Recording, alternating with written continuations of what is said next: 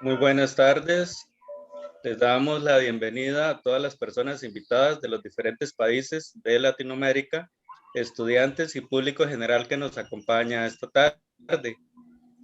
Con ocasión de realizarse el ciclo de conferencias virtuales denominada Iniciativa Interdisciplinaria del PPA 0217-19 de la Universidad Nacional. Este evento es un esfuerzo en conjunto con la Fundación Internacional para la Sostenibilidad Ambiental Territorial, FISAT, los estudiantes del curso de Procesos Administrativos de la Escuela de Administración, la Escuela de Historia y la Escuela de Administración, ambas de la Facultad de Ciencias Sociales de la Universidad Nacional, la Escuela de Ciencias Geográficas y el Instituto de Investigaciones y Servicios Forestales, INICEFOR, ambos de la Facultad de Ciencias de la Tierra y el Mar de la Universidad Nacional. También de la sede regional Chorotega, con una colaboración académica como moderador de este evento internacional. Expresamos nuestro agradecimiento a todos los participantes, estudiantes e invitados que compartirán hoy virtualmente esta actividad académica en la Universidad Nacional Heredia, Costa Rica. Un saludo a quienes nos acompañan en la sala virtual, el ingeniero William Montero, el licenciado Jainer Alejandro Ruiz Alfaro, licenciado Kevin Murillo Ramos, licenciado Federico Núñez de la empresa Akamai S.A., ingeniero Guillermo Vargas de Leitón, la máster Evelyn Figueroa Elizondo y el ingeniero Henry Sánchez del INICEFOR.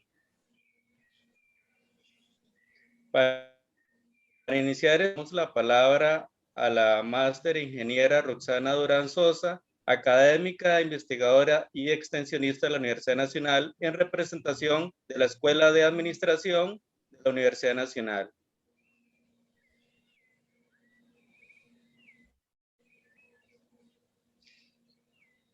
Escuchamos las palabras de la académica Roxana Durán. Profesora Roxana, le escuchamos. Muchas gracias a todos por estar en esta actividad. Le damos las bienvenidas a los expositores. Gracias por sacar de su tiempo y compartir el conocimiento con todos nosotros y nosotras. Sin más preámbulo, creo que le damos la palabra a los expositores. Sí, gracias, doña Roxana. El objetivo de esta actividad es el fortalecimiento de las capacidades de docencia de los estudiantes y la ampliación de las redes de apoyo en las áreas de docencia y extensión de la Universidad Nacional Costa Rica. En la primera parte, el ingeniero William Montero, en calidad de representante del Instituto de Investigaciones y Servicios Forestales, INICEFOR, de la Universidad Nacional, hará una exposición por 10 minutos y se va a dar un pequeño espacio para las preguntas y después los demás integrantes de la sala virtual tendrán la oportunidad también de hacer su exposición. Entonces, iniciamos con la participación del ingeniero William Montero, investigador del INICEFOR de la Universidad Nacional, quien tiene a partir de este momento 10 minutos para su exposición en relación al tema Visión Mundial Funcional de los Bosques. Le escuchamos, don William. Bienvenido. Buenas tardes. Un gusto estar aquí compartiendo con ustedes. Yo les voy a compartir sobre este tema, visión multifuncional de los bosques. Aquí un poco cómo estamos mundialmente según la FAO 2020. Aquí podemos ver el mapa mundial de los bosques. En el centro están los bosques tropicales, un 45%. Después tenemos los bosques subtropicales, que están más a los extremos, un 11%, y después los bosques boreales. Y abajo los países, Rusia, que es el mayor cobertura mundial, después Brasil, así sucesivamente. Aquí podemos ver cómo está la tasa de expansión de bosques en el mundo y la deforestación entre 1990 y 2000. Vemos que en el 90 era una pérdida de 16 millones y apenas una ganancia de 8. Hoy, en el último periodo, tenemos apenas un 5 millones de ganancia y todavía tenemos 5 millones, 10 millones, o sea, la pena es muy alta, o sea, un territorio mayor al de Costa Rica se está destruyendo totalmente todos los años. ¿Cómo anda la cobertura forestal? ¿En qué tipo de cobertura tenemos? Bueno, bosques primarios, un 27%, después bosques secundarios, tenemos un 65%, y algunos paisajes reforestados. Tenemos en total tenemos un 93% de bosques y un 7% de bosques mundiales. Plantaciones. Esto representa un 31% de la superficie forestal mundial para un 7.7 billones de seres humanos que son los que hemos generado esto. Y desde luego, todos esos cambios se devienen a lo que yo llamo motores de cambio de los paisajes forestales. El primero, crecimiento demográfico. Estimativas de 2019 rondan por 7.7 billones de habitantes y las proyecciones, según la FAO y otros organismos, es que al 2050 vamos a tener 9 billones, ¿verdad? O sea, el consumo de recursos va a aumentar y estos paisajes van a sufrir grandes cambios. Aquí tenemos un ejemplo, cambio de uso del suelo. Esto es una imagen para fines ilustrativos. Brasil, a la izquierda, en la izquierda tenemos soya y a la derecha el bosque. Cuando vamos, un desafío enorme, cuando vamos al supermercado nos preguntamos cómo son los alimentos que consumimos. Eso es una pregunta que yo le dejo a todos ustedes. Expansión urbana. El 70% de los gases de efecto invernadero se generan en zonas urbanas. Contaminación. El tema de visión, el consumismo es el mayor. Según datos, al 2050 vamos a necesitar 2 planetas para poder mantener esta situación como vamos. A pesar de eso, bueno, tenemos un sinnúmero de beneficios de los bosques. Más adelante alguien va a hablar más de eso, pero rápidamente así vea. Aproximadamente 1.6 billones de personas en el mundo dependen directamente de los bosques, incluyendo territorios indígenas donde están alimentos, frutas, medicinas, etcétera. O sea, es bastante. ¿Cuál es la familia botánica de las familias más importantes del mundo? Hay muchas, pero las primeras, las que tienen el ranking más alto. Por ejemplo, las poáceas, que es la familia del arroz. Por ejemplo, están los pastos para la ganadería, está la caña y así un sinnúmero de especies de este grupo. Después la familia de las palmas. Por ejemplo, la palma africana, biocombustibles a nivel mundial, los palmitos, frutas, o sea, estas son en zonas tropicales sumamente importantes. La familia del frijol, las fabáceas, estas son, bueno, una infinidad, muchas son forrajeras, mejoran suelos, son fijadoras de nitrógeno, ¿verdad? Por excelencia. Muchas de ellas son de importancia apícola y muchas de estas son especies de alto valor comercial en los bosques tropicales, maderas. Además, los bosques nos dan un sinnúmero de posibilidades. Por ejemplo, artesanías. Todos estos bolsos que vemos aquí, esto es una imagen de uno de los mercados más grandes de Latinoamérica, allá en la ciudad de Belén, Pará, Viropeso. Es una hectárea completa de puras fibras, comida, frutas. Los invito a que una vez vaya. Qué lindo, ve aquí como se ve esa imagen. Tinturas, o sea, usted se mete al bosque y hace un estudio, una infinidad de plantas le dan colores, como un arco iris, y esto en la industria textilera se usa para teñir. Mucha de la ropa que usamos se utiliza este tipo de plantas a escala industrial para hacer tinturas. Usos medicinales. Aquí tenemos esas 2 plantas. El primero, el chilillo, la planta que cura el cáncer de mama y está siendo usada, el tecnológico ya lo demostró, y está siendo utilizada para el cáncer de próstata, y la de abajo para curar cáncer gástrico. Estas 2 plantas son una máquina, hay que estudiarlas más para nuestra salud. El tema de biodiversidad y salud. Evidentemente, montones de especies sirven para hacer cosmetología, aromaterapia, masajes, todo, relajación, todo eso. Y desde luego, cuando vamos al supermercado, por eso busque bosques y alimentación, porque vea, todo lo que está ahí en esa imagen que vamos a un supermercado tuvo su origen en el bosque. Nunca desliguemos la agricultura del bosque. La agricultura es hija del bosque. Por eso a veces se ve como cosas apartes, pero no, realmente los bosques tienen mucho más que nos dan, que no lo cuantificamos. Muchas de estas plantas, todavía en los bosques hay muchas que no han sido estudiadas, que tienen el potencial de estar igual que estas. Bueno, a pesar de todo eso, muchos de todos esos recursos se hacen usando técnicas no sostenibles. Entonces, bueno, ¿qué podemos hacer para lograr una producción sostenible, mejorar la salud humana y la de los ecosistemas? Un cambio de paradigma. Por ejemplo, en las zonas urbanas, incorporar árboles multiuso, medicinales, de floración diversa, para abejas, para bajar la temperatura, en fin, promoción de eventos, festivales y cosas así en honor a los árboles, estudio de los árboles, todo eso. Otras alternativas, moda ecológica. Por ejemplo, hay un montón de fibras y productos del bosque que se pueden utilizar para hacer bolsos, para hacer zapatos, para hacer muebles, etcétera, y que son de bajo, no son tan elaborados como plásticos y todo eso que hoy día existe mucho en la industria, ¿verdad? Por ejemplo, en las zonas urbanas podemos reciclar los residuos orgánicos, usar las botellas también, entonces así damos utilidad y es comida saludable, o sea, orgánica.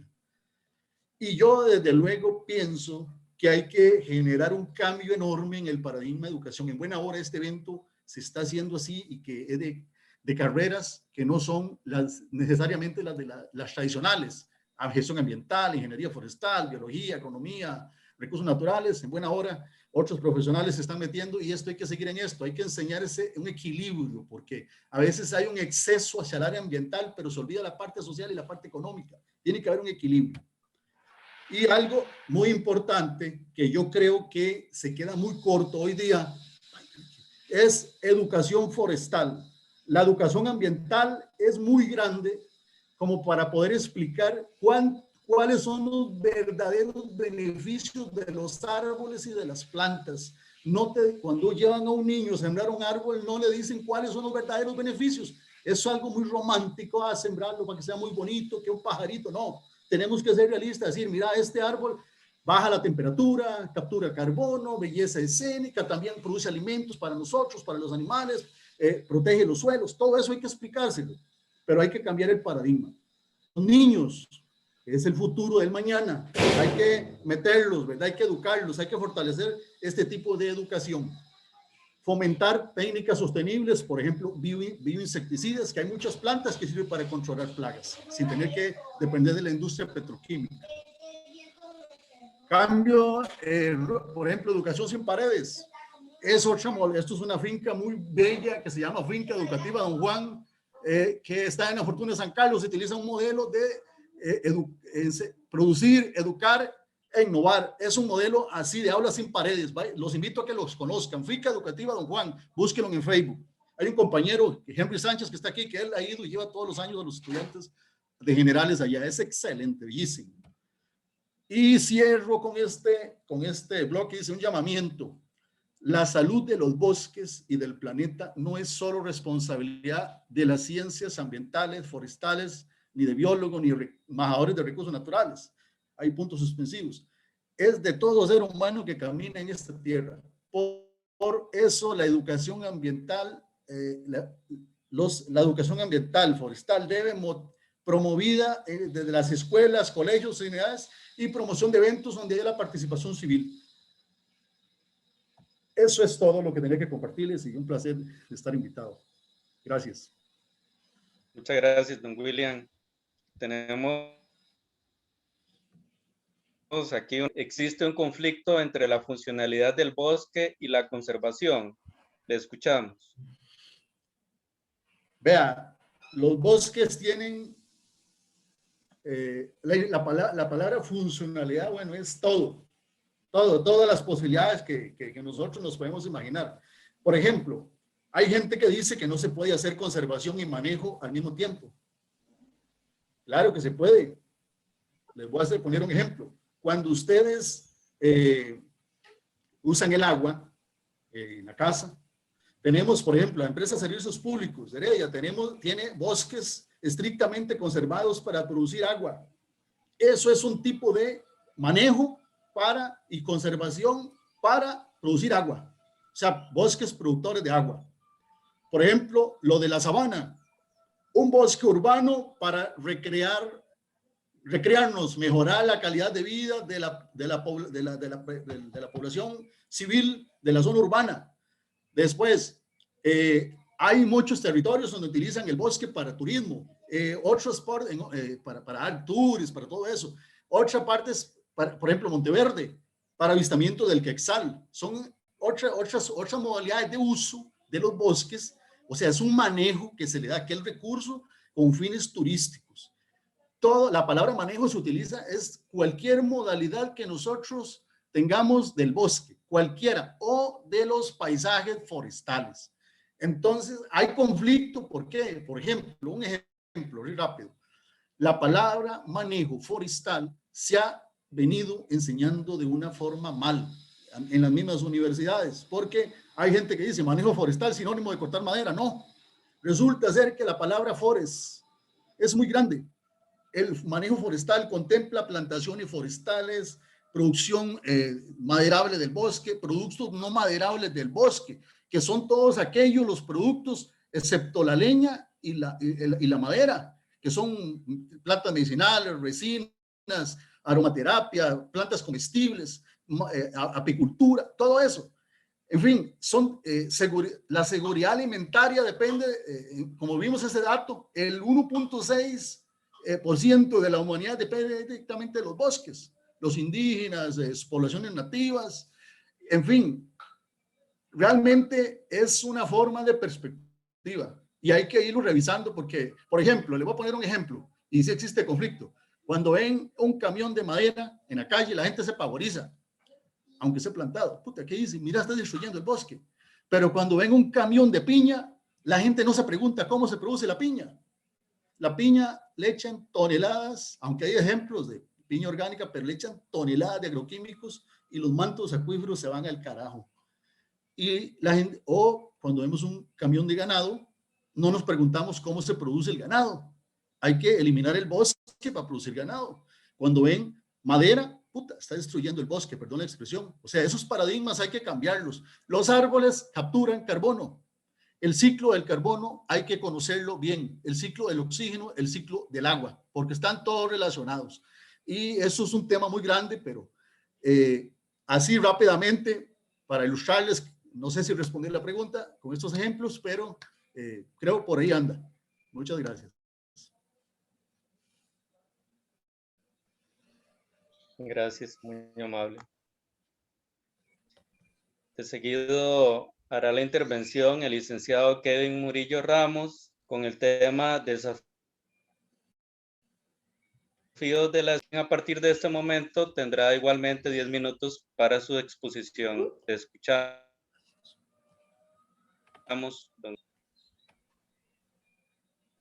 Bueno, buenas tardes. Mi nombre es Kevin Murillo Ramos.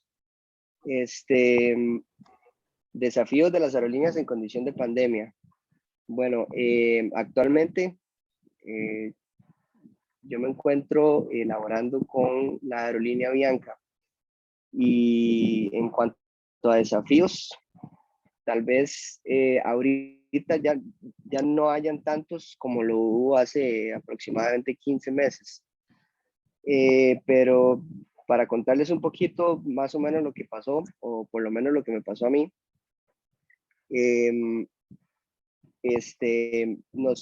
a nosotros los pilotos bueno, como cerraron fronteras, nos mandaron a todos a una licencia de pago no remunerado.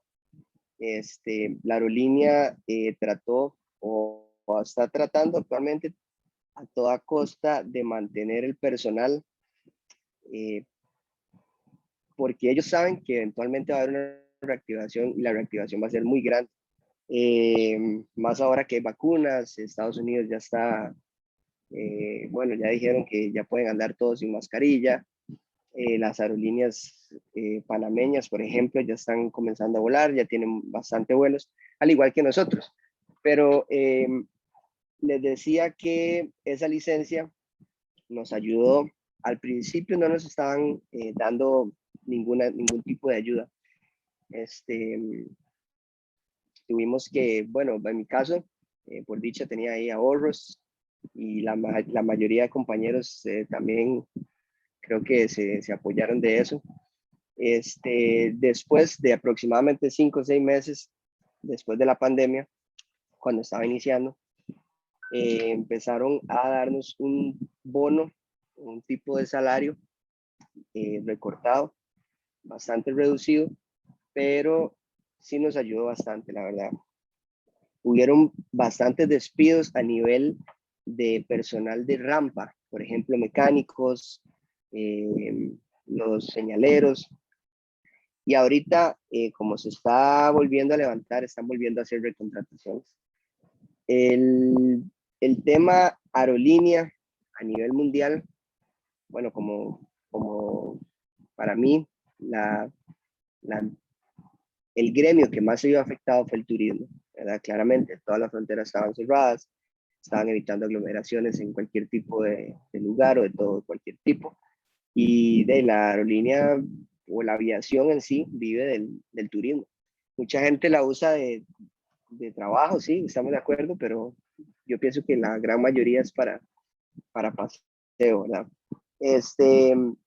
Actualmente, ahorita que están volviendo a activar y ya estamos volando, gracias a Dios, hay ciertas diferencias ahora. Ahora hay protocolos de higiene, digamos, hay que entrar con guantes, con careta.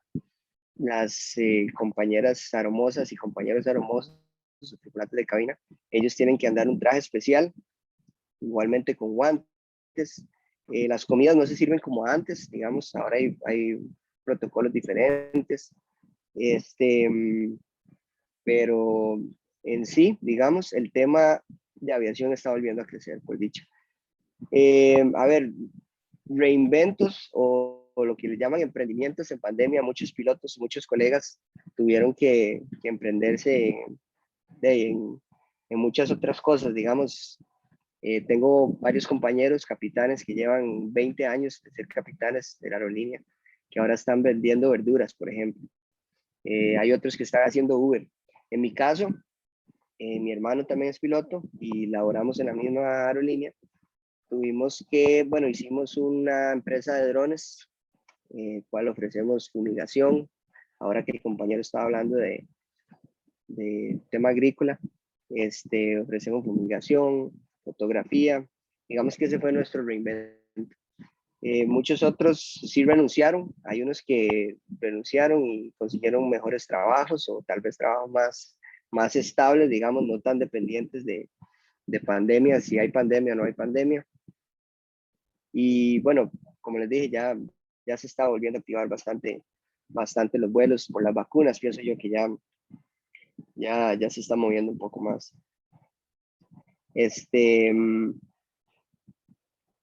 En sí, el gobierno bueno, en mi caso, Avianca, el gobierno de Colombia nos ayudó de cierta manera, digamos. La aerolínea Avianca se divide en 3 bases: la base de Colombia, la de Costa Rica, que somos nosotros, y la base de El Salvador.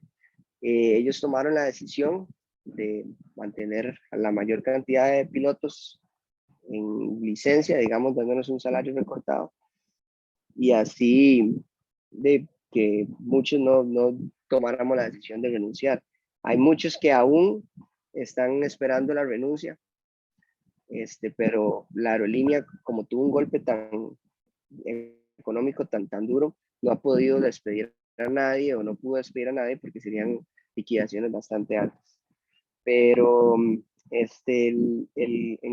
cuanto a pilotos, yo creo que la gran mayoría están a la espera de volver a reactivarse. Sí. No sé si tienen alguna duda, algún comentario, alguna pregunta, con mucho gusto.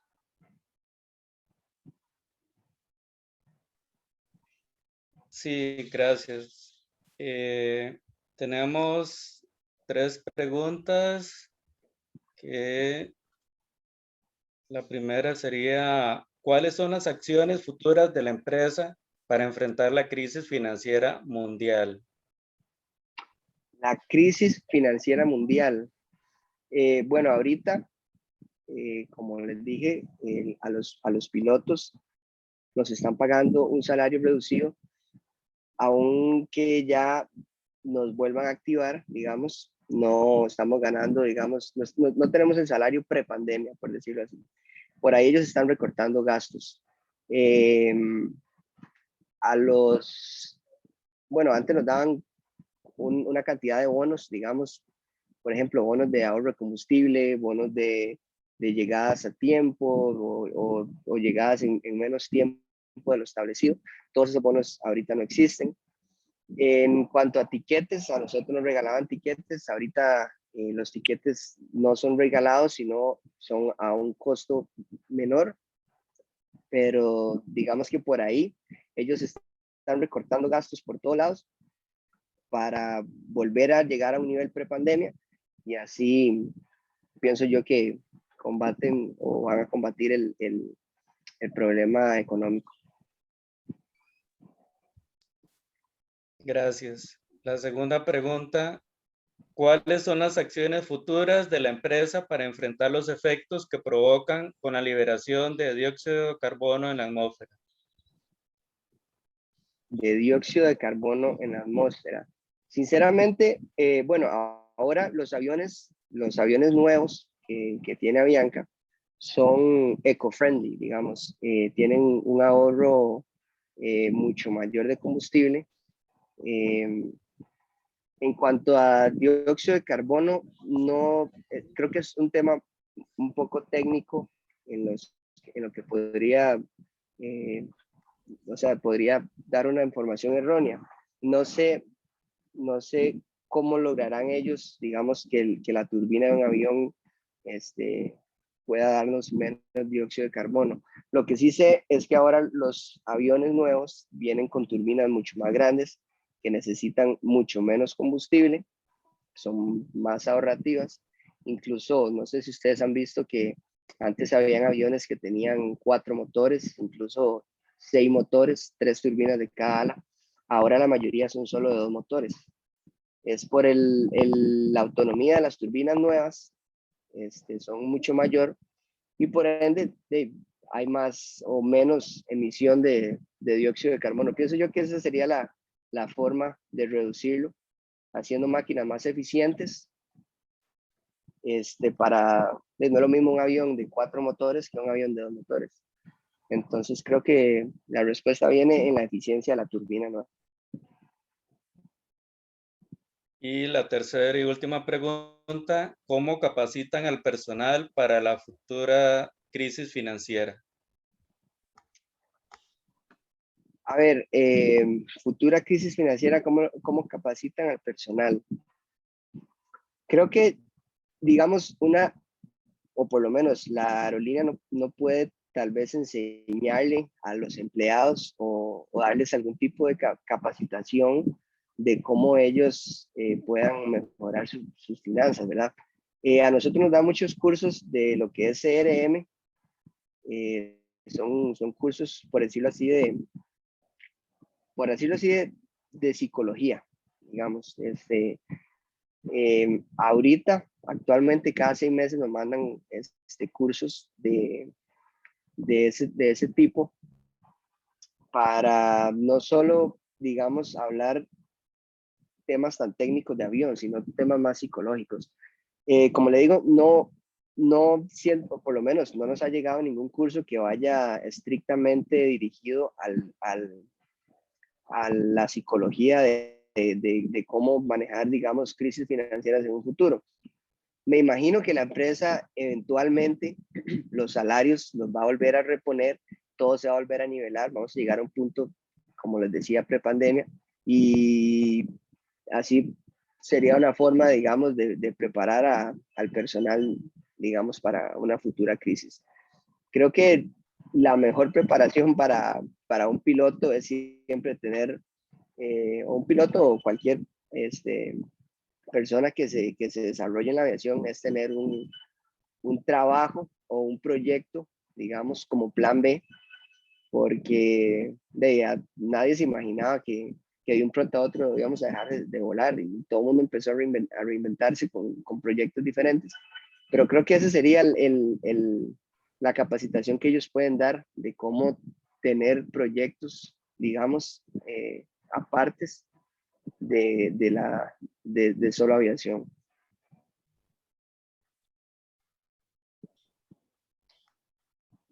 Muchísimas No sé si gracias, eso, don Kerry. Muy con mucho amable. gusto, gracias a ustedes por la oportunidad.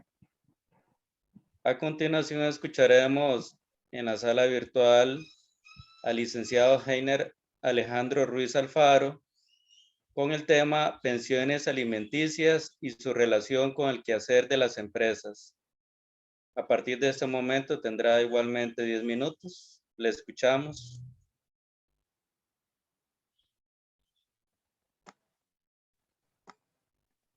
Alex, creo que don Henry, don Heiner no lo veo en la lista en este momento.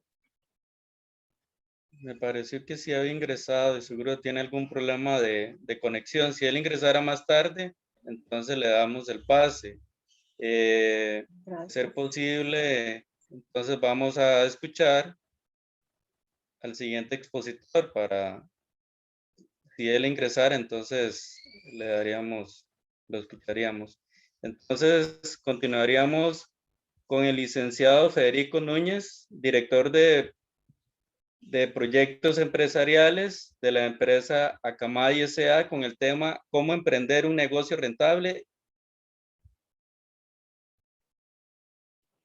Muy buenas tardes. Buenas tardes.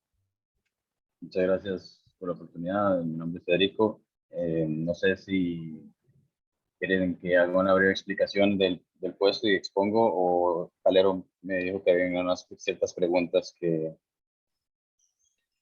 podríamos contestar también.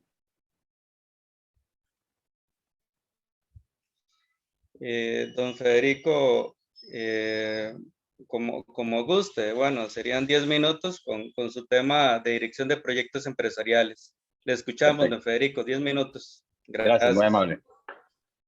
Bueno, básicamente, muchas gracias por la oportunidad. Les comento un poco, escuchando un poquito a los diferentes expositores, el tema mío va un poco más enfocado al Internet, que es justamente como la contraparte de lo que ha golpeado esta pandemia. Entonces, básicamente mi rol o mi trabajo consiste, yo trabajo para Akamai, que primero que todo, para explicar lo que es una compañía que consiste en lo que tiene es una red de servidores globales, que lo que permite es a las compañías multinacionales tener alcance alrededor del mundo mediante servidores que se distribuyen alrededor del mundo para que la información sea consumible de manera más fácil. Y como ahora todos, la mayoría de personas durante esta pandemia hemos estado en casa, bueno, pues esto sí, el tráfico de Internet ha subido de una manera considerable y pues esto nos ha afectado a todos de manera positiva y negativa también.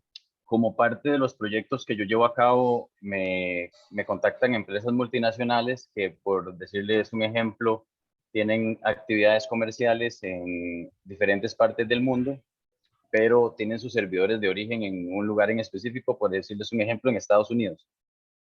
Al realizar ventas a nivel global y haber tantas personas utilizando el Internet al mismo tiempo, es muy difícil que las personas puedan, digamos, venir desde Europa a traer los datos desde un servidor de origen que se encuentra en Estados Unidos, y esa comunicación generalmente a través de los océanos por medio de los cables tarda mucho tiempo. Entonces, la compañía lo que se trata o lo que se encarga es de facilitar esta red de servidores globales para que el usuario que está en Europa pueda conectarse a un servidor de nuestra compañía y traer todo el contenido de la página web de una manera más eficiente, más rápida, más global, escalable. Básicamente de eso se trata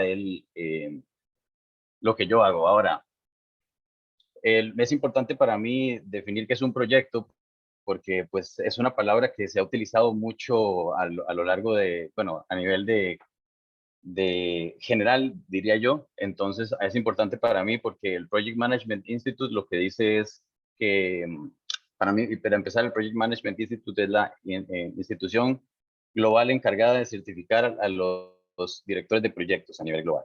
Entonces, lo define como un emprendimiento temporal que se lleva a cabo para crear un producto o servicio. Ya sea, es un proceso con una duración determinada y un fin concreto, compuesto por actividades y tareas diferentes, que pueden ser elaborados de manera gradual. Entonces, ya sabiendo o teniendo claro que un proyecto es un esfuerzo temporal para ya sea llegar a un producto o a un servicio, es importante también decir o, por decirlo de alguna manera, diferenciar entre qué es un proyecto y qué son las operaciones de una empresa del día a día.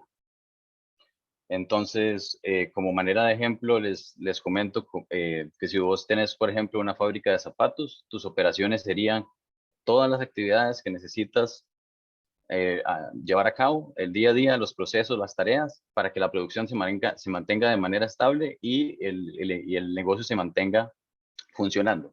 Un proyecto sería, por ejemplo, un tipo de esfuerzo temporal con la cual mejoramos las operaciones. Por ejemplo, voy a hacer un proyecto para reducir los costos.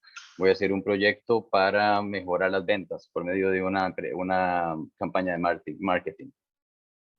Entonces, eso es algo que me parece súper importante que cuando estamos llevando a cabo o cuando estamos tratando de salir al mercado, ya sea a buscar empleo o a ofrecer nuestros servicios, tengamos claros pues cuál es la diferencia y cómo funcionan las empresas y en qué se basan para decidir en qué realizan las inversiones, en este caso, por ejemplo. Entonces, teniendo claro cuál es la diferencia entre los proyectos y los productos, digamos, y los servicios, por ejemplo, cuando a nosotros, por ejemplo, yo trabajo en una infraestructura que es, por ejemplo, es Internet, entonces se refiere a todo es un poco más virtual. Entonces, cuando se refiere a un proyecto, cuando usted está, vamos a ver, obteniendo los requerimientos del proyecto, es importantísimo, de suma importancia, de tener una correcta definición del alcance. Y primero que todo, pues, para explicar qué es el alcance, básicamente incluye los procesos necesarios para garantizar que el proyecto incluye todo, pero únicamente todo, el trabajo requerido para completarlo con éxito. Eso es súper importante porque muchas veces en los proyectos vemos que lo que piden no es necesariamente compatible con lo que el cliente espera. Entonces es muy importante la definición del alcance en los proyectos para asegurarnos de que lo que nosotros estamos desarrollando o implementando en el esfuerzo que estamos realizando va a ir acorde con lo que el cliente espera. Entonces aquí tenía una imagen que quería compartir con ustedes que me pareció muy curiosa, en la cual sí puede ejemplificar exactamente lo que yo les digo, en la cual muchas veces tenemos diferentes percepciones de lo que las personas están pidiendo como requerimientos del proyecto, y por eso es importante siempre documentar a nivel de proyectos cuáles son los requerimientos, qué es lo que el cliente espera, y también dar informes del proyecto al consumidor o al cliente, ya sea del producto, servicio o lo que sea el producto final de este proyecto que estamos llevando a cabo.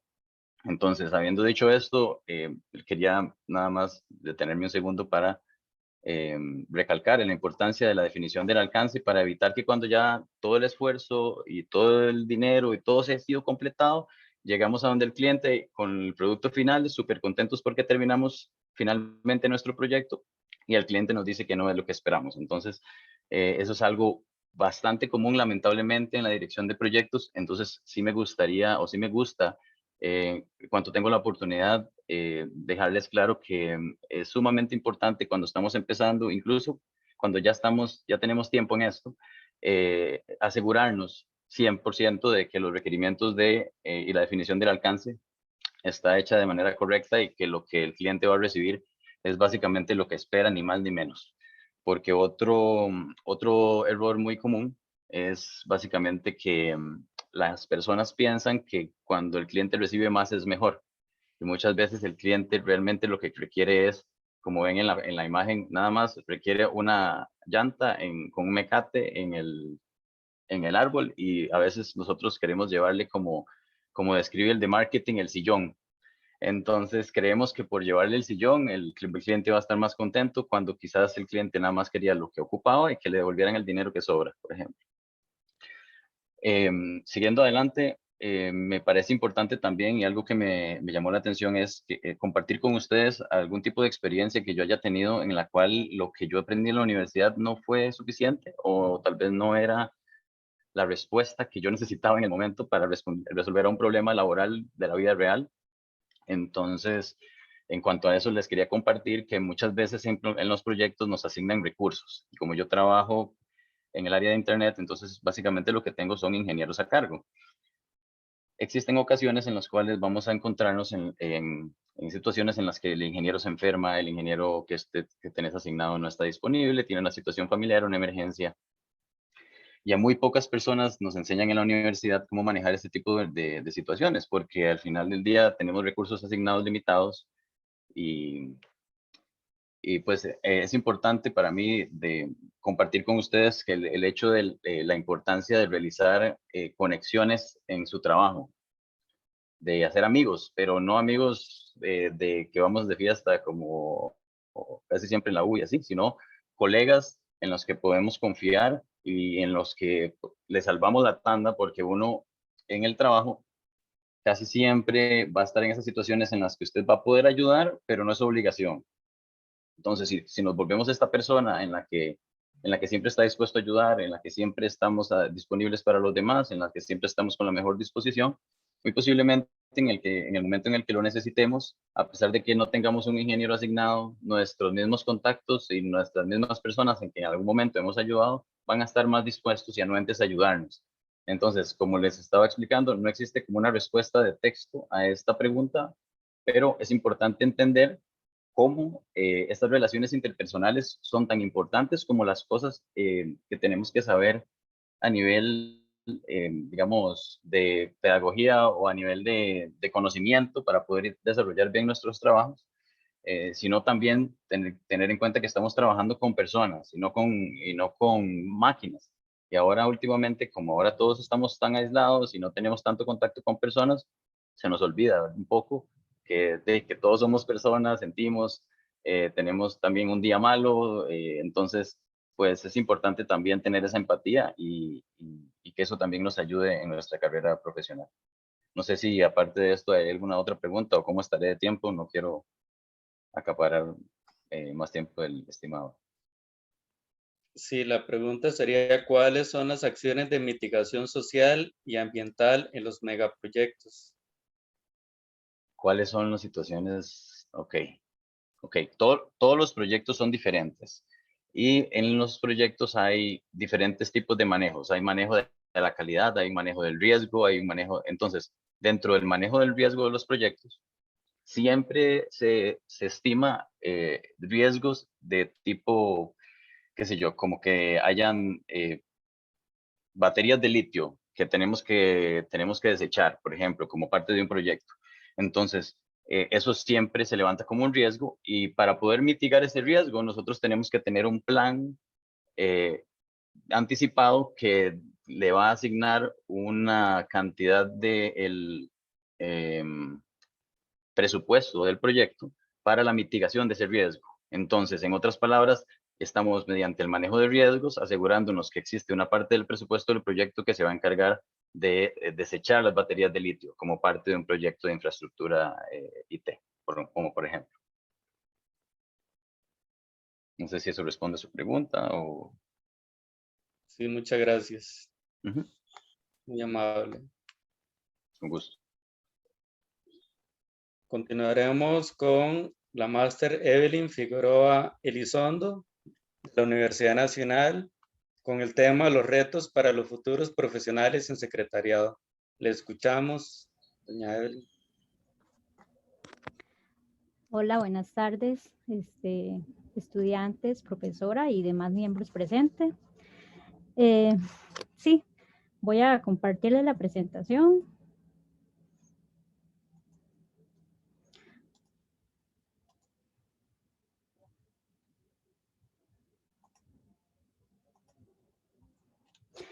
Bueno, la presentación que les voy a compartir lleva como título los retos, como ya mencionó el compañero Alex, los retos para los futuros profesionales en secretariado.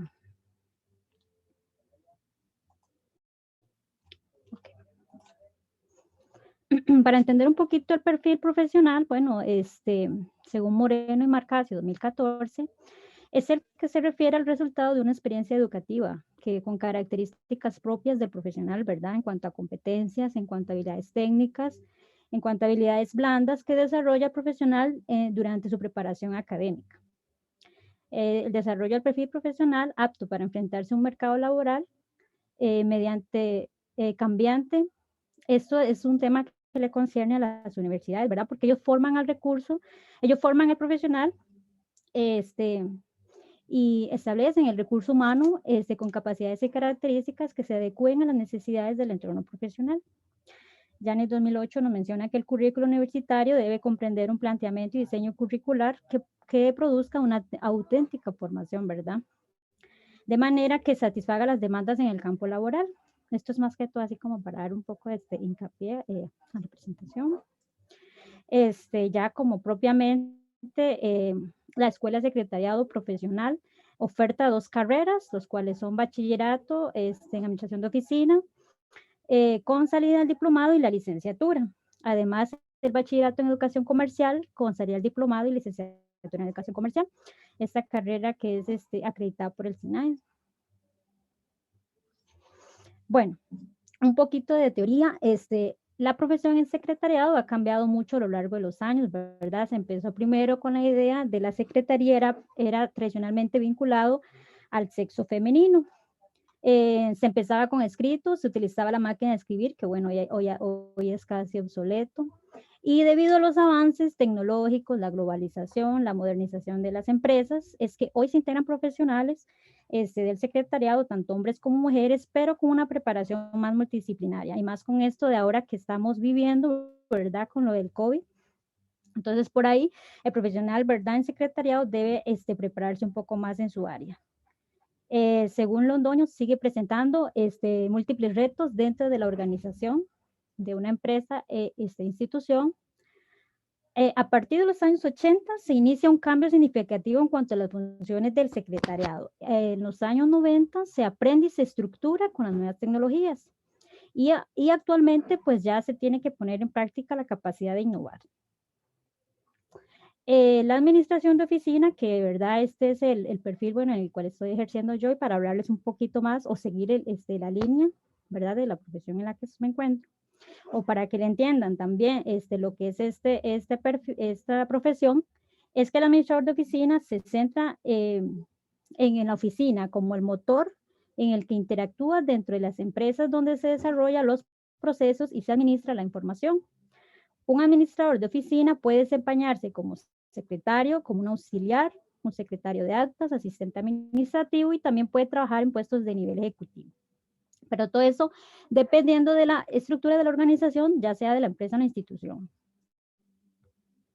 Entonces, a raíz de toda esta teoría es que hoy se hace pues necesario reinventar la profesión por los impactos que anteriormente mencioné y con el desarrollo de las tecnologías en las oficinas, esto nos ha traído a nosotras pues mejoras en la calidad de las tareas, cantidades de trabajo y productividad en el manejo de funciones administrativas.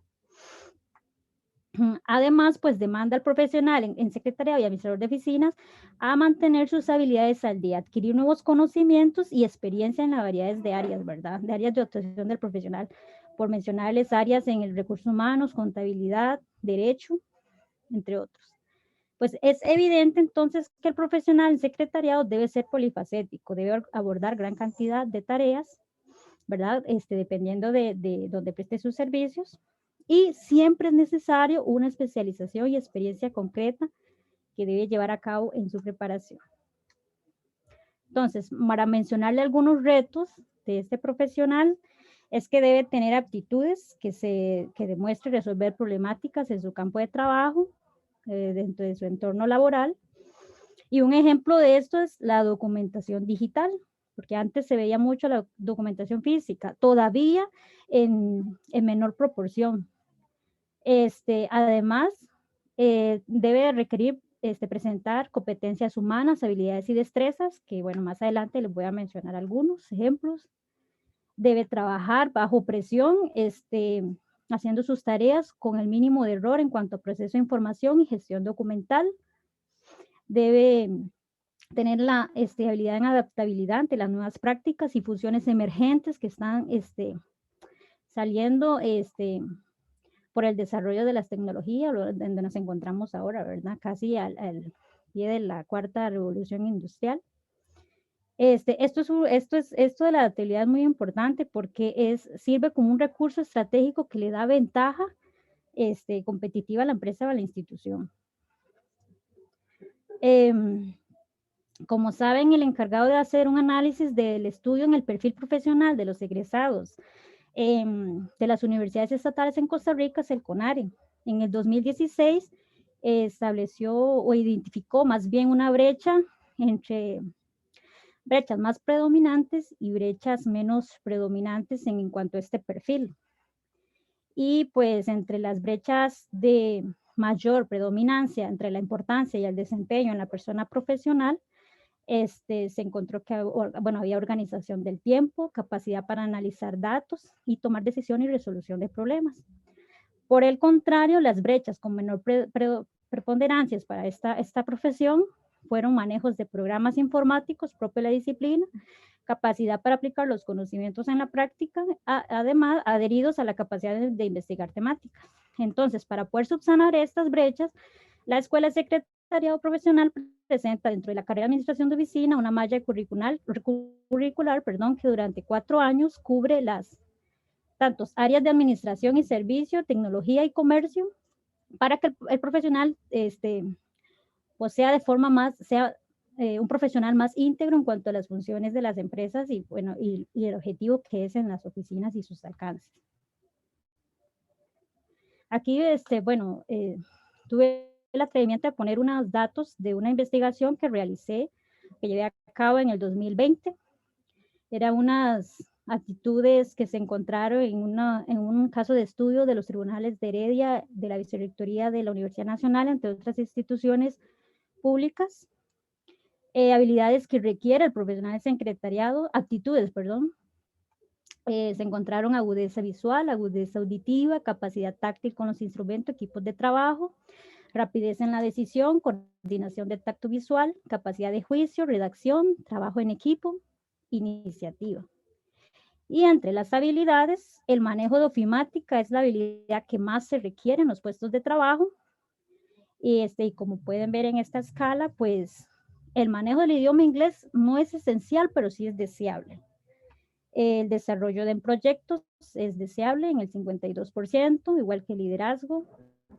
La coordinación de ideas, juicio y criterio es esencial en el 80%, así como la toma de decisión, comprensión de mensajes escritos y documentos técnicos y la habilidad de la innovación. Bueno, así como conclusión, el profesional del secretariado, conociendo qué habilidades y conocimientos actuales requieren su desempeño como profesional, puede elaborar en diferentes áreas a fin de satisfacer las demandas de una sociedad cambiante. Algunas tareas dominantes actualmente son el seguimiento administrativo en procesos de planificación, manejo de información a través de los sistemas de red, toma de decisiones y algunas funciones emergentes que están saliendo actualmente con el que el profesional tiene que aprender a adaptarse, es la función en la gestión digital de los documentos, la incursión en la planificación y la alta iniciativa.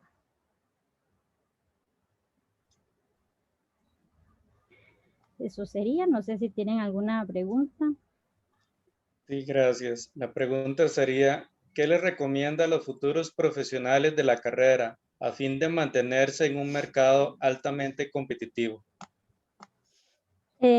Bueno, como lo mencioné anteriormente, sí recomiendo que los profesionales se capaciten. Es decir, si están ejerciendo o incluso antes de ejercer en el campo laboral, se capaciten en lo que puedan, digamos. No solamente conformarse que si llevaron ofimática o llevaron mecanografía en la universidad, sino que además se vayan capacitando un poco más, porque eso le da adquiere mayor conocimiento para poder presentarse o para más bien poder tener una inserción laboral, ¿verdad? Y más ahora que se maneja mucho lo que son gestión documental. Bueno, ahorita actualmente en la universidad se maneja ahora lo que es el sistema AGD, entonces, y todo es así, ¿verdad? Por el sistema. Todos los archivos que eran físicos ahora se hacen por el sistema. Esto contribuye a un trabajo más eficiente, ¿verdad? Pero para esto pues se necesita capacitación, ¿verdad? Se necesita práctica. Entonces eso sería una recomendación para profesionales en secretariado. Muchísimas gracias, muy amable. Gusto. Por otra parte, tendremos la oportunidad de escuchar al licenciado Jainer Alejandro Ruiz Alfaro con el tema pensiones alimenticias y su relación con el quehacer de las empresas. Le escuchamos. Muy buenas tardes a todos. Muchas gracias por la invitación. Voy a dar una pequeña pincelada por cuestiones de tiempo de qué son y cómo se manejan de manera muy general las pensiones alimentarias en Costa Rica. Podemos iniciar diciendo o definiendo qué son las pensiones alimentarias.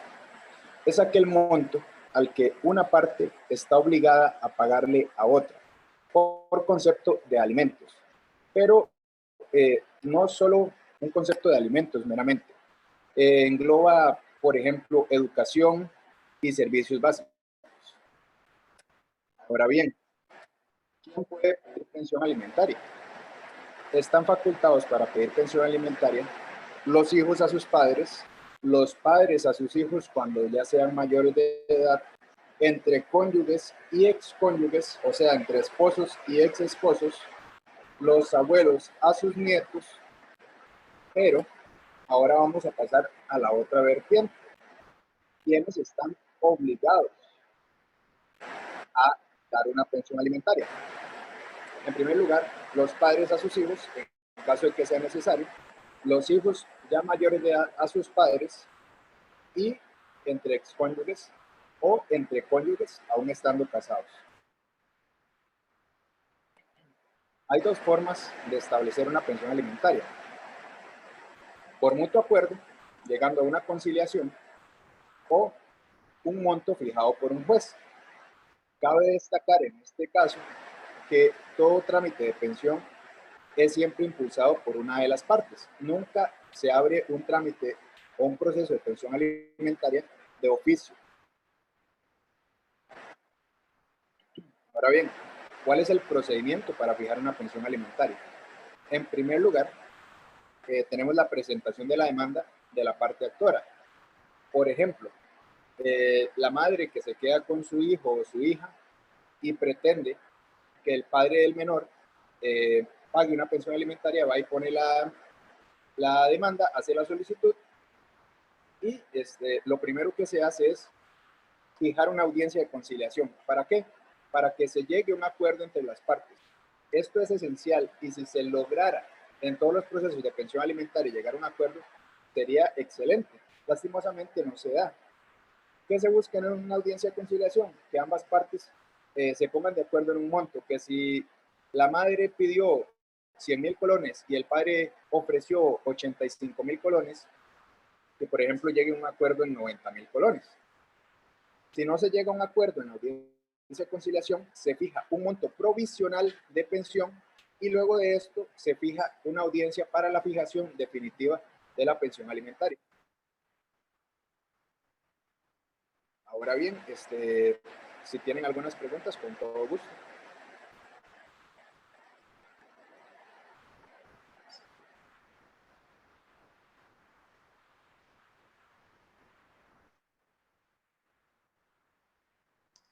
Sí, gracias. La pregunta sería, ¿el empleado puede ser despedido por motivo del no cumplimiento del pago de la pensión alimentaria?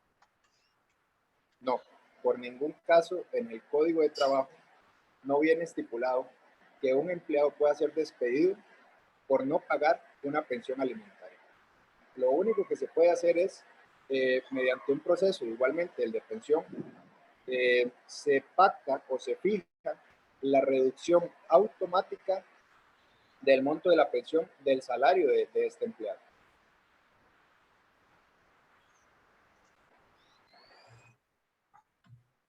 Muchísimas gracias. Muy amable. A continuación tendremos la oportunidad de escuchar al ingeniero Guillermo Vargas Leitón con el tema ¿Cómo emprender un negocio rentable y ambientalmente sostenible? Le escuchamos, don Guillermo. Muchas gracias. Buenas tardes. Guillermo Vargas Leitón, coordinador de Educación sobre Sostenibilidad en nuestra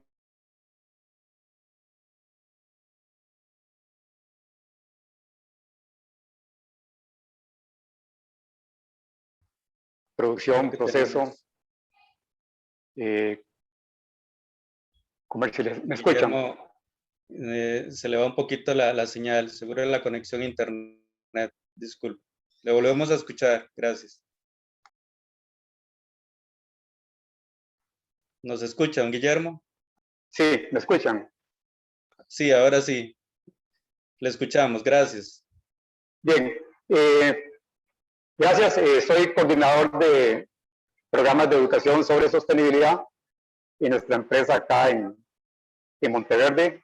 Nuestra empresa fue fundada en 1989, más conocida como Café Monteverde, y también en nuestros programas educativos como Live Monteverde. Lo que voy a presentar ahora es algo muy sintético de los principales conceptos que desarrollamos acá en nuestras actividades educativas, con algunos 2.000 a 2.500 estudiantes que nos visitan cada año acá en nuestra finca, y unos 5 a 6.000 turistas que hacen nuestro tour de Café Monteverde acá también. Bueno, estos números todos antes de la pandemia, por supuesto. El título, ¿Cómo emprender un negocio rentable y ambientalmente sostenible? Bueno, es indiscutible que todos los que emprendemos un negocio esperamos cierto grado de rentabilidad. Sin embargo, es fundamental que cada persona o grupo de personas, en el caso nuestro somos una sociedad anónima integrada por 18 personas, nos establezcamos nuestro concepto de lo que es la rentabilidad y cómo queremos lograrla. Porque hoy en día los negocios más rentables nos pueden llevar a la cárcel. Y esto es algo muy de actualidad. Los negocios más rentables hoy están en el narcotráfico, o están en ofrecer servicios al gobierno, utilizando recursos de corrupción para lograr la mayor rentabilidad. Definir nuestra rentabilidad acompañada de valores es fundamental. Y hoy en día, todos los que estamos acá en esta conferencia, tenemos que estar claros que ninguna empresa puede pretender ser rentable generando un impacto negativo hacia el ambiente. Por lo tanto, es necesario que nos propongamos y establezcamos estrategias para que la rentabilidad vaya acompañada de un impacto ambiental positivo, y que esto debe suceder no importa el tamaño de nuestra empresa. Es una necesidad ineludible ante la situación sumamente crítica que vivimos en este planeta. Algo que nos han dicho y que casi nos aburrimos de escucharlo, y que los estudiantes en la UNA probablemente les han dicho siempre: no emprenda un negocio que no vaya totalmente ligado a lo que a usted le gusta hacer en la vida. Cuando usted empieza un negocio en algo que le gusta, como decimos, ya lleva las de ganar. Sin embargo, la realidad es que hay millones de personas en el mundo hoy haciendo hoy lo que les trata de generar una rentabilidad para después poder hacer lo que les gusta. Y algunos lo hacen porque simplemente creen que la rentabilidad viene primero y después viene el disfrute. Y otros lo hacen, cientos de millones, porque hoy simplemente tienen que hacer algo que les lleve comida al plato, y aún no pueden hacer lo que también les gusta, además de comer. Busque lo que le gusta y su pasión le dará la mayor energía, el mayor impulso para alcanzar las metas de su empresa y a nivel personal. Hoy en día muchos dicen: yo hago lo que me gusta, pero no tienen claro cuál es ni siquiera la misión en su vida. y mucho menos la misión de su empresa. Toda empresa, por pequeña que sea, debe contar con una misión bien definida, con una visión clara de dónde quieren estar a cierto plazo en el futuro, en cierto ámbito del mercado o en el contexto en el que trabajan. Y establezca sus valores. Y esto de los valores también suena a veces demasiado repetitivo, pero es que cada día más común encontrar que ante una situación de desesperanza, como la que hemos estado viviendo en los últimos 15 meses más o menos, la gente de pronto abandona sus valores con tal de lograr la rentabilidad que perdió en los últimos meses. Tenemos que establecer una identidad. Hoy en día, mucha gente va a estar haciendo lo mismo que usted está emprendiendo. Hoy en día, más que nunca, mucha gente va a estar haciendo el mismo negocio que usted pretende emprender. Por lo tanto, haciendo el mismo negocio que cientos o miles están haciendo en el mismo contexto del mercado, hoy tenemos que establecer una identidad. En el caso nuestro de Café Monteverde, nosotros nos hemos planteado que nuestro café es un café que se produce, se procesa, se comercializa con responsabilidad social. Hemos definido que nuestro café es un café de la más alta calidad. Hemos definido que nuestro café tiene un impacto ambiental positivo. Y hemos decidido que nuestro café no solamente sea café, sea un proceso de educación, tanto para nosotros mismos como para los consumidores. Tenemos que establecer esa identidad y comunicarla. Y es que hoy en día muchos están haciendo muy buen trabajo, muy buenos productos, están procurando ser responsables socialmente, procurando bajar el impacto ambiental, y sin embargo, hoy en día muchas empresas no logran comunicarse, no logran el efecto de transmitir, de compartir su identidad, lo que está detrás de ese producto. En el caso nuestro, cada taza de café que vendemos en nuestras cafeterías aquí en Monteverde, o cada paquete de café que se vende acá, o que se va a San José, o que se va a otros países, cuenta una historia que va desde la semilla hasta la taza, y más que eso, una historia que va desde nuestras raíces culturales, de nuestros abuelos, de nuestros ancestros, de nuestra identidad agrícola, de nuestra identidad en conservación. Entonces, cualquier empresa, pequeñita o grande, tiene que desarrollar la capacidad de comunicación y entender que comunicación no es solamente enviar mensajes. Más que nunca tenemos que aprender a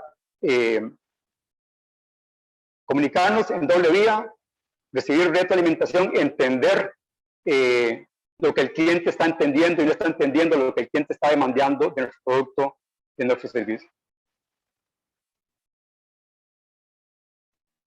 También nos han dicho y nos dicen cada vez más capacidad de adaptación. Lo que era rentable, lo que era exitoso, lo que era éxito en el mercado hace 5 o 10 años, no lo puede ser quizás en este momento, sino tenemos una gran capacidad de adaptarnos a las nuevas condiciones del mercado, a los nuevos retos, a las nuevas demandas, a las nuevas exigencias, a las nuevas realidades, a las nuevas oportunidades, a las nuevas generaciones, porque nosotros somos empresa, en este caso, de 30 años, pero nosotros somos la 4ª generación de una conjunto familiar que viene de los años 40, y década por década el contexto cambia, nosotros cambiamos, ya vienen nuestros hijos ahora, y hay que generar esa capacidad de responder a las oportunidades y a las demandas del nuevo contexto en el que está nuestro producto o nuestro servicio. Tenemos que ser ambientalmente sostenibles, tenemos que ser económicamente rentables, tenemos que ser socialmente responsables. Son tres patas, algunos le pueden poner una 4ª, pero son 3 patas que tienen que ir todas al mismo nivel para que cualquier empresa se mantenga. Hoy en día, ninguna empresa debe esperar a que vengan a decirle cuáles son los riesgos de impacto de su empresa. Tiene que ser nuestra propia iniciativa. Es nuestra iniciativa en Café Monteverde de entender el impacto que tenemos en el suelo por eventual erosión de nuestros suelos, el impacto que tendríamos si continuáramos utilizando herbicidas, el impacto de nuestros transportes. Nosotros tenemos que definir ese impacto, tenemos que buscar obviamente la asesoría de las personas capacitadas, pero también tenemos que desarrollar nuestras propias capacidades Tenemos que aprender nosotros mismos a elaborar los abonos orgánicos como lo hacemos acá en nuestra finca. Y tenemos que definir nosotros las estrategias de mitigación del impacto. Y estas estrategias de mitigación del impacto son los elementos también claves que tienen que ir en nuestro esfuerzo de comunicación para que nuestros consumidores estén también dispuestos a colaborar con el costo ambiental del producto o el servicio que les estamos entregando. Y es que no se puede pedir a los agricultores de café o de otras formas de producción agrícola que seamos nosotros los que exclusivamente asumamos el costo del impacto ambiental. Tiene que ser un costo compartido entre nosotros, los intermediarios, cuando existan los consumidores. De manera que tiene que reflejarse también en el precio de nuestros productos. Hay muchos consumidores en los países desarrollados que hoy se rasgan las vestiduras hablando del impacto ambiental de nuestros productos agrícolas, pero no están dispuestos a dar un céntimo más para colaborar con eso. Entonces, en nuestro esfuerzo de comunicación, vamos a lograr que el consumidor entienda que nuestro producto tiene un valor un poquito más alto, porque hay que también pagar, o más bien mitigar o disminuir nuestro impacto ambiental. Tenemos también que definir nuestra milla extra, porque hoy en día, a nivel individual, a nivel de empresa, a nivel de comunidad, a nivel de país, tenemos que dar nuestra milla extra, porque hoy el planeta demanda que recuperemos un terreno perdido, porque el planeta demanda que lo que dañamos en 100 años lo recuperemos en 50 o en 25 años. Por lo tanto, hoy tenemos que cuidar el impacto ambiental más allá del impacto de nuestra propia empresa. Como en Café Monteverde, entendemos que la sostenibilidad no se logra a nivel de una finca, ni al nivel de una comunidad. Entonces, nuestro trabajo ambiental tiene que ser mancomunado con nuestros vecinos, con nuestras asociaciones ambientalistas, con nuestro gobierno local, a nivel país, a nivel de región. Eso es lo que yo llamo también la milla extra, es ir más allá de lo que es el impacto individual de nuestra empresa, el trabajo en comunidad. Yo les invito, bueno, hay algunas preguntas, pero que si desean conocer más de nosotros, nos visiten acá en Monteverde, busquen Café Monteverde en nuestras redes sociales, en nuestra página web. Nos encuentran también como Live Monteverde en nuestros programas educativos. Y de esa manera ver en la práctica qué es lo que concretamente estamos haciendo. Y dispuesto a escuchar sus preguntas. Muchas gracias por la oportunidad. Sí, don Guillermo, la pregunta sería, ¿cuáles son los valores y el impacto positivo que se deben practicar a la hora de emprender un negocio rentable y ambientalmente sostenible? Bueno, un valor es, obviamente, quisiera uno que ese valor hubiera sido inculcado desde niños, porque tiene que fijarse de esa temprana edad, pero un valor es sentirnos parte de una sola red de vida que es este planeta. Un valor es que más que salvar nuestra producción, nuestra economía, estamos salvando una comunidad nacional e internacional. Un valor es que tan importante es el ser humano como uno de los componentes, como toda la red de vida que existe en este planeta. Un valor es la honestidad, la transparencia. Un valor es que tenemos que ser sostenibles no solamente a partir de competir en el mercado, pero a partir de ser honestos, de ser transparentes en lo que hacemos. Un valor es la calidad. Un valor es la calidad, porque no debemos pretender que nos compren porque somos pobrecitos o porque abrazamos los árboles. Tenemos que vender también productos de calidad. Esos son tal vez valores esenciales. Hoy en día un valor esencial es el concepto de rentabilidad más allá de lo económico. Hoy en día un valor es tener un impacto social positivo. Y la segunda parte de la pregunta era, por favor. Valores, sí. ¿Y cuáles son algunos ejemplos de impactos positivos? Sí. En nuestro caso, mencioné algunos, el 50% de nuestra tierra está en bosque. Estamos plantando cada año entre 1.000 a 1.500 árboles. Esto lo hemos hecho por muchos años. En nuestro impacto hemos eliminado el uso del famoso herbicida Roundup, utilizando la motogaña. Hemos gradualmente desarrollado nuestras competencias en la producción de fertilizantes orgánicos en la modalidad bokashi y la reproducción de microorganismos. Un valor también, un impacto es que esto nos ha permitido por 5 años ya obtener la bandera azul ecológica, la modalidad agropecuario. Y quizás el impacto más grande que hemos tenido es los ya miles de jóvenes locales, nacionales e internacionales y adultos que han pasado por nuestros programas de educación ambiental. Muchas gracias, don Guillermo. Por último, escucharemos las palabras del ingeniero Henry Sánchez del Programa de Gestión de Bosques para la Mitigación y Adaptación y Variabilidad Climática del INICEFOR de la Universidad Nacional, con el tema el uso de la madera como recurso de alto valor en la remoción del dióxido de carbono. Le escuchamos, don Henry.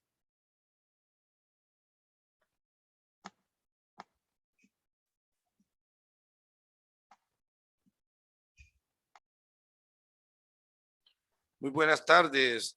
Muchas gracias por la invitación a la actividad, pero don Alex, creo que para el día de hoy a mí me corresponde es el de los servicios ecosistémicos que brindan los bosques a la Excelente, sociedad. Henry, le escuchamos. Muy amable. ¿Me permite, por favor, compartir la presentación, una presentacioncita que tengo para ustedes? Sí, sí, se gusta la amplía, por favor. Ok, sí, con gusto.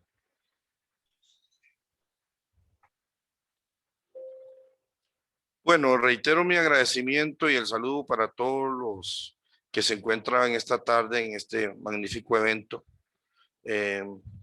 Como decía don Alex, mi nombre es Henry Sánchez Toruño, soy coordinador del Programa de Gestión de Bosques para la Estabilidad y Mitigación del Cambio y la Variabilidad Climática del Instituto de Investigación y Servicios Forestales de la Universidad Nacional, desde donde hemos venido desarrollando una serie de trabajos y actividades orientadas, primero que todo, a sensibilizar a la población sobre los servicios que brindan los bosques a la sociedad.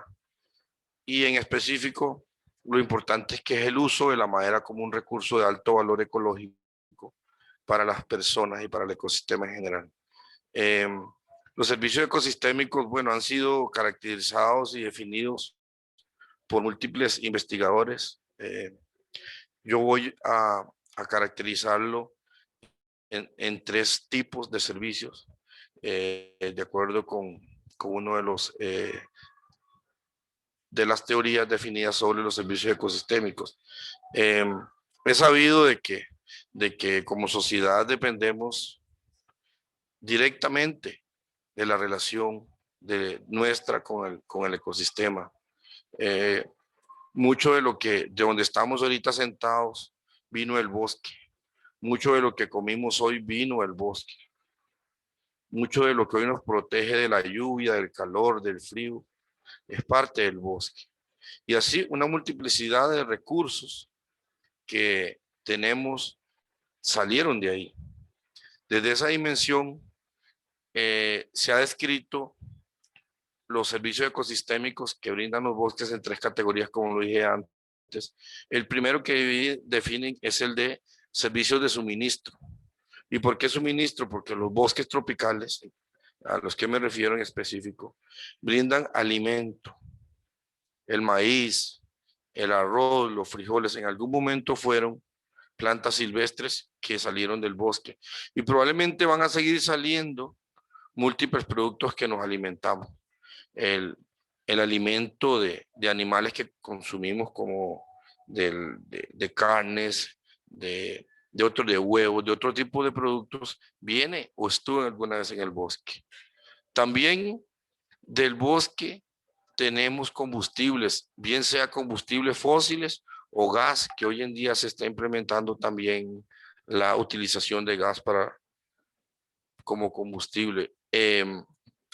Por otro lado, el bosque nos suministra madera como un recurso de alto valor, tanto para la construcción de infraestructura como para el uso en la elaboración de comidas y el uso del hogar, ¿verdad? El bosque también es clarísimo que provee medicamentos. Muchos de los productos que hoy consumimos para atender y enfrentar enfermedades nacen o se forman, tienen como base productos de plantas del bosque. Y definitivamente el bosque nos suministra recursos genéticos para seguir investigando, para seguir desarrollando tecnologías y complementarlas en el desarrollo de nuestra sociedad. También otra de las categorías que se ha definido son los servicios de regulación.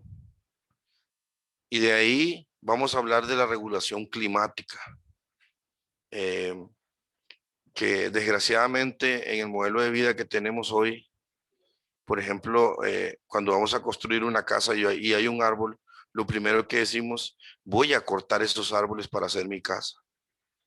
Pero, por ejemplo, la regulación térmica que tiene un árbol cerca de la casa, no es lo mismo estar a las 11 de la mañana debajo de un árbol que a las 11 de la mañana fue en una parte donde no hay cobertura, ¿verdad? La temperatura, la regulación térmica es otra.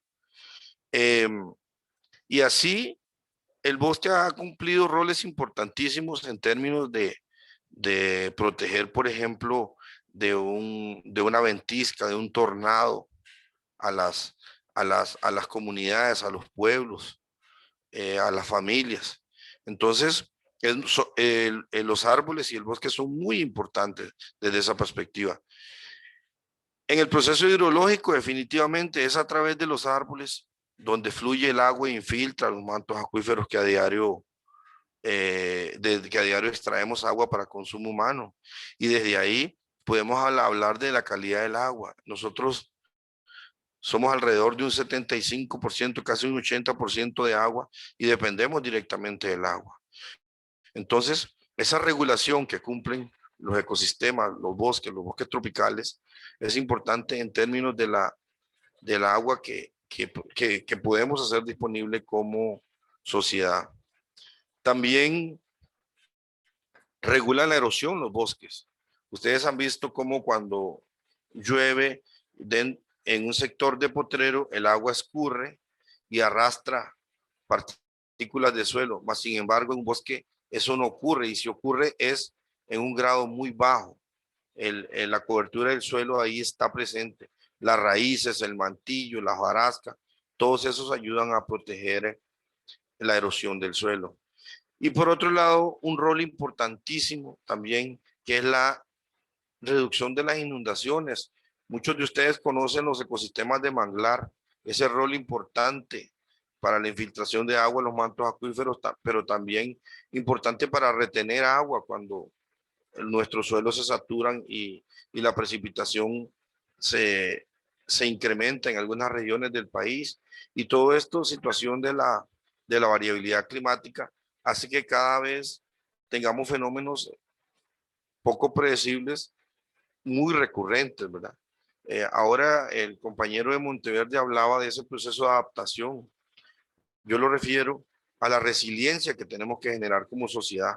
Y el bosque, los ecosistemas, son actores importantes en ese proceso de resiliencia para poder enfrentar situaciones de variabilidad climática. Y por último, definen otro de los servicios ecosistémicos, el servicio cultural. Todos sabemos la visión cósmica que tienen los pueblos originales en relación a lo que es el bosque, la deidad, toda la misma protección del bosque y de los árboles pasa por la adoración, el respeto, la importancia que tiene la madre tierra y de esta perspectiva el bosque, los árboles para las personas. La semana antepasada estuve hablando con un indígena Cabecar y él me decía que vive aquí en Heredia, en Barba, que él para sentirse en su pueblo va caminando y se sienta debajo de un árbol por mucho rato para recordar toda esa situación que él vivía de niño en su territorio. Le tocó que venir a estudiar acá a Heredia, pero vean cómo los árboles o el bosque generan identidad, un factor importantísimo que tenemos que recuperar. Máxime hoy en día que nuestras ciudades están llenas de concreto, de hierro, de vidrio, de aluminio, y que son prácticamente unos invernaderos, y los árboles y las plantas favorecen o ayudan a mitigar este impacto de invernadero desde las casas, ¿verdad? El bienestar estético, por supuesto, que también es un factor importantísimo, que a quien no le agrada ver todos esos árboles de roble sabana ahí por el Paseo Colón, por la Pozuelo, hermosísimos, cuando están en floración, pero también cuando están en fructificación y cuando están cubiertos de hoja también son muy lindos. Nuestros bosques también generan trabajo desde la perspectiva turística. Desde el tema del agua, el agua está infiltrándose por los bosques y luego pasa a las asadas, pasa a la IA y ahí tenemos informáticos, tenemos diversas perfiles profesionales que están relacionados con lo que es el bosque. Y bueno, el turismo, somos un país que antes de la pandemia teníamos una visitación de más de 3 millones de personas y que venían a ver la parte verde y cultural de nuestros ecosistemas, ¿verdad? Eso es los 3 tipos de servicios ecosistémicos que brindan los bosques a nuestra sociedad y que ahora nos queda un enorme reto de poder, si logran divisar esta imagen, aprovechar primero que todo que Costa Rica pasó de tener menos de un 23% de cobertura en los principios de los 80 a tener más de 53% hoy de cobertura y poder conservarlo, manejarlo, gestionarlo de la mejor manera para que hoy recibamos los servicios ecosistémicos que nos pueden brindar y que también los conservemos, porque es mentira que es un crimen usar un árbol. Es importante pasar carbono capturado por el bosque a infraestructura y dejar de usar en infraestructura recursos que son altamente contaminantes como lo es el cemento, el hierro, el aluminio, el vidrio, y que tienen una huella ecológica que no son recursos de fácil acceso como si es la madera. También hay que fortalecer la parte cultural, las plantas medicinales en los territorios indígenas, el bagaje de conocimiento que se tiene por allá es amplísimo. Debemos de migrar, logran ver en la imagen izquierda unas vacas pastando en una zona de alta pendiente, donde probablemente la erosión es altísima, la infiltración bajísima, pero migrar a procesos de restauración y recuperación de los ecosistemas, como ven en la imagen de la foto derecha, donde ya se estableció una plantación, donde el bosque se fue transformando, el ecosistema, el paisaje en general. Y bueno, con esta imagen de esta vaca les voy a hablar de agricultura, de ganadería, de turismo, porque todo esto está articulado con esta actividad productiva. ¿Por qué? Porque tenemos que apuntar a procesos productivos de menor impacto, sistemas de producción que favorezcan el desarrollo de las familias, pero también protegiendo los recursos naturales. Y si es factible, hay modelos interesantísimos en este mismo país que demuestran cómo, haciendo las cosas de manera sostenible, se puede ir para adelante con actividades productivas que han sido satanizadas, como por ejemplo la ganadería. ¿Qué hacer? Entonces termino con esto: restaurar ecosistemas y favorecer el paisajismo urbano, porque alrededor casi el 70% de la población de este país vive en el Valle Central, donde casi ya no tenemos árboles cerca de nuestras casas. El uso de la madera como un recurso de alto valor ambiental.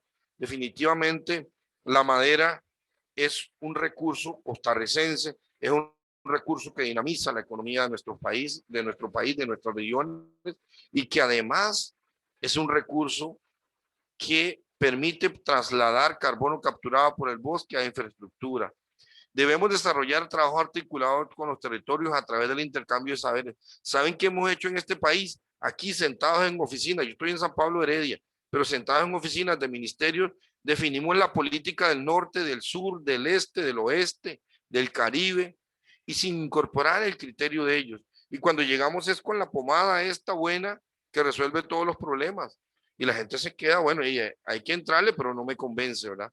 Desarrollo de modelos de gestión ambiental vinculados a la producción en armonía con el ambiente. Eso es necesario. Tenemos múltiples escenarios. Aquí no hay que descubrir el agua tibia. Ya hay empresarios, ya hay emprendedores y emprendedoras que están haciendo cosas muy interesantes. Definición de política pública donde se incorpore el criterio de múltiples actores es estratégico. Y establecer alianzas regionales para el desarrollo de trabajo conjunto. Ya no somos solo Costa Rica, no somos Centroamérica, somos más que América, ¿verdad? Con esto deseo agradecerle a la organización de este evento por el espacio que me brindan y a ustedes por la atención, y quedo abierto a cualquier consulta o recomendación sobre lo desarrollado. Muchas gracias.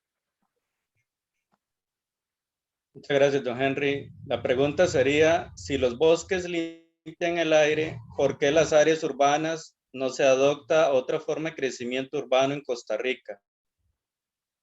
Ok, muchas gracias, don Alex. Magnífica pregunta, me parece muy atinada. Vean, los bosques no solo limpian el aire, los bosques son removedores de dióxido de carbono. Este dióxido de carbono que estoy liberando ahorita se va hacia los árboles, el árbol lo absorbe y me devuelve oxígeno. Él se queda con el carbono. La celulosa, la madera es el carbono. Pero ¿qué es lo que pasa? Tenemos un modelo de construcción que no debe haber árboles, don Alex. Y en las zonas urbanas con mayor fuerza, definitivamente no hemos querido sembrar, establecer. Y si sembramos árboles, estamos sembrando ocurrencias. Me ha tocado ver aquí mismo en la Universidad Nacional, en las zonas de nuevas construcciones, un montón de árboles de almendro de playa. Digo yo, ¿qué hace un almendro de playa en Heredia Centro? Estresarse, ¿verdad? Tenemos que recuperar esos espacios para los árboles también, pero tenemos que saber qué vamos a sembrar. Y ahora antes a mis antecesores, el ingeniero William Montero habló del proyecto de la sabana. Yo los invito, saquen una hora para ir a caminar la sabana y verán cómo ese espacio se volvió en un escenario interesantísimo y de alto valor para aprender y para vivir y pasar, para tener calidad de vida por un momento. Entonces, ¿cómo debemos hacer, don Alex? Debemos empezar desde los ayuntamientos. Quien va a dar un permiso de construcción deberá decir, vamos a dejar un área para sembrar árboles. Antes se decía área para recreo. Ahora va a ser un área para recibir servicios ecosistémicos. Por ahí uno. Debemos también fomentar desde el gobierno e infraestructura pública la construcción con madera. Y no es que no se puede ver, no sé si logran divisar atrás. Yo aquí tengo construcción con madera. Y madera que orgullosamente yo sembré hace 20 años. Sí se puede, señores, sí se puede. Pero entonces, ya dijimos, los ayuntamientos, el Estado, pero primordialmente nosotros, ustedes y yo, empecemos a hacerlo. Nunca es tarde. Yo hoy, a casi 48 años, todavía sigo sembrando árboles. Y siembro árboles para todo, para belleza escénica, para infiltración de agua, para la flora, para la fauna. Me olvidé decir la importancia que tienen los bosques para la fauna silvestre, ¿verdad? Porque eso es un rol, pero también siembro madera para usarla, para construir con madera. Y la madera es, si hace calor, es fresca, y si hace frío, es caliente. Es termorreguladora. Yo quiero que ustedes, si algún día puedan ir a la zona de Santa Cecilia de la Cruz o allá a Talamanca, donde les llevan una casita de baldosa como bono de vivienda y de 2,80 metros de alto, a lo sumo, así no es 2,40 metros. Aquello es un pequeño hornito. Condenaron a gente que no está acostumbrada a eso, pero como es un regalo del gobierno, la gente tiene que recibirlo. No sé si logro responder a su pregunta, don Alex, y cualquier otra pregunta quedo atento con muchísimo gusto. Sí, efectivamente, don Henry, muy agradecido. Gracias. Para bueno, servirles. A modo de cierre, agradecemos a las autoridades de la Universidad Nacional, la Escuela de Historia y la Escuela de Administración de la Facultad de Ciencias Sociales, la Escuela de Ciencias Geográficas y el Instituto de Investigaciones y Servicios Forestales, INICEFOR, de la Facultad de Ciencias de la Tierra y el Mar y la sede regional Chorotega de la Universidad Nacional. Nuestra especial gratitud a los estudiantes del curso de procesos productivos de la Escuela de Administración por su respaldo en la organización y su arduo trabajo en la preparación de esta actividad, así como a la máster ingeniera Roxana Durán Sosa por concebir y llevar a cabo esta iniciativa académica. A la Fundación Internacional para la Sostenibilidad Ambiental Territorial, FISAT, por todo su apoyo. Y por supuesto, un agradecimiento especial a todas las personas expositoras que nos acompañaron, los asistentes e invitados que han puesto todo su esfuerzo para que este evento se haya realizado de la mejor manera posible. Muchas gracias, muy amables. Que tengan una linda tarde.